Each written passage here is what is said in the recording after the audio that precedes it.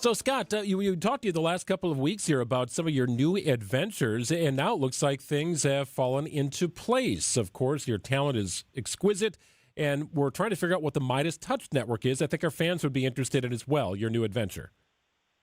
Yeah, this is media in 2026. It is a different paradigm, and Midas Touch Network is it's a broad digital network that is formed on all the social platforms. They are just a fire hose of information, and they have a fire hose of audience to greet that information. Big on YouTube, big on Substack for anybody who has a Substack account, big on Instagram, big on TikTok, big on Facebook. These all sound familiar to you?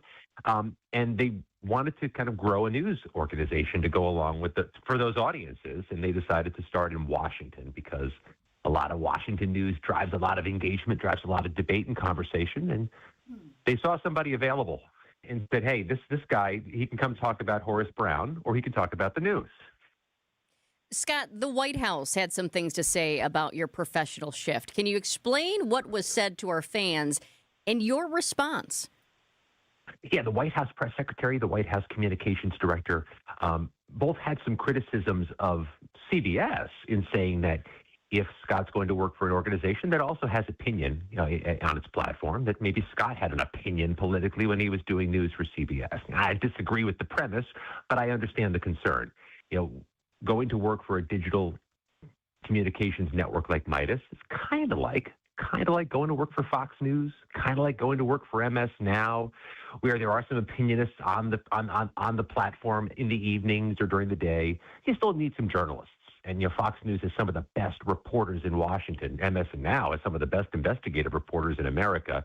Just trying to follow that North Star and be the reporter who brings the news to. And I'll tell you, Jess, it's an audience of 6 million watching a YouTube video I post. That's more than the CBS Evening News had, and with no disrespect to a great show, but it's more. That's where the people are. You got to go where the people are for the news.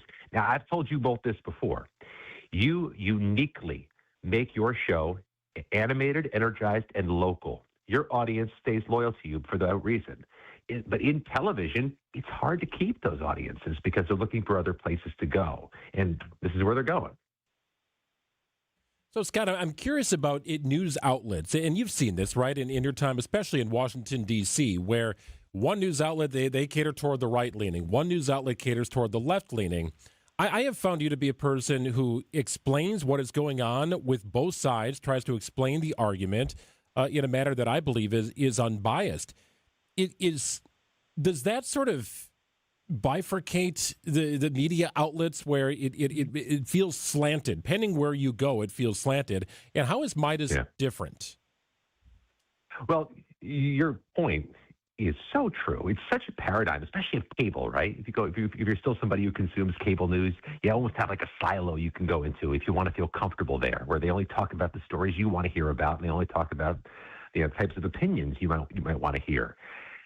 The Midas Touch Network, which skews a lot younger than the three of us, by the way, they may be more malleable, more elastic. I'm not sure if anybody's got a college kid or a high school student. They don't want to be put into any boxes, and they don't want to be put into any labels in lots of different ways. In Midas Touch folks, when they hear my news reports, see my news reports, and let me tell you, when they comment on my news reports, have a whole range of opinions. It's almost as if the news I'm reporting either reaffirms their opinion or maybe disabuses them of their opinion. I really think when you're talking about younger audiences, they don't want to be in a silo because they don't want to be accused of being in a silo. And that's a great opportunity. And it's also one of the silver medals you two carry is because I don't tend to know if you all have a political leaning either because you never show it. And that makes your audience, I think, much more grateful for what your perspectives are. Scott, you were making headlines this week. I'm going to read some of them to you. The Washington Examiner says Scott McFarland is only the latest journalist to take off the mask.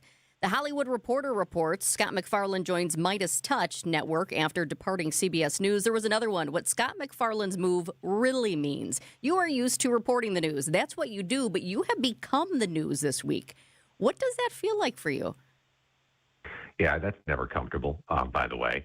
respectfully, I'm still happy everybody spelled my name right because usually that doesn't happen. A couple of those articles, Jess, you'll appreciate this, did call me Seth. Oh, That happens all the time. really? I'd love if reporters could fact check that and not do that. Yeah, it's okay. I think the paradigm here is got to find a new home got to find a new audience. Not for me though, but for the information. Like a lot of journalists, I have some sources. Got a few sources who help with good information I want to report.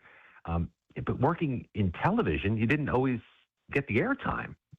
Sometimes you couldn't win the airtime to share the information.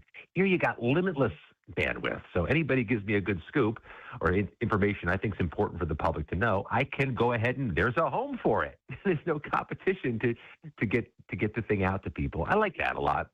The FCC chair posted something the other day about me. It said, same thing, a new duty station. It's possible there was some subtext there, maybe alleging that I was, had some type of bias then. I'll have some bias now. I think the opposite is true. I mean, we're just reporters. We're looking for places to find our audiences, and I think this is going to be a model that a lot of people have to follow and want to follow in the years to come because there's not going to be 4 TV stations in every city in America soon.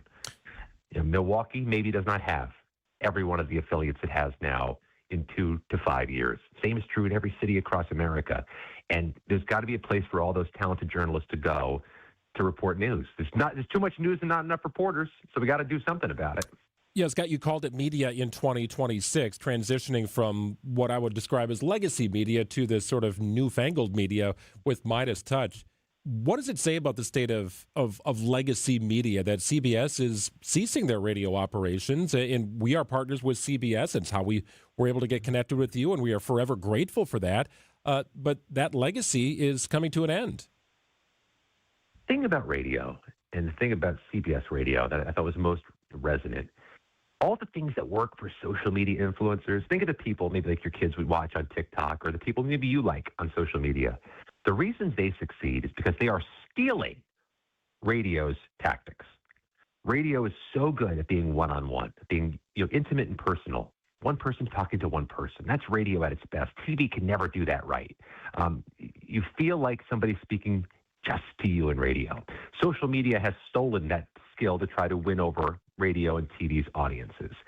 Any radio that is local, that is relevant in its communities, is always going to be valuable because it has that skill set and it has local news and local relevance. CBS radio is a big, vast network and it doesn't have the ability to get local to ensure it's bulletproof moving forward. And that's a consequence. And that's a sad moment because CBS radio is a century old. It literally is where Edward R. Murrow made a name for himself. And it was there for all the things, moon landing, JFK, 9/11, all the things. So it's sad to see that go. Well, Scott, we look forward to your continued reporting and following you on social media. And we know our fans really appreciate your insight as we try and localize the stories that you cover on a national level. It's always great to talk to you, and congrats on the new gig and full steam ahead. We'll check in again next week. Yeah, cheers.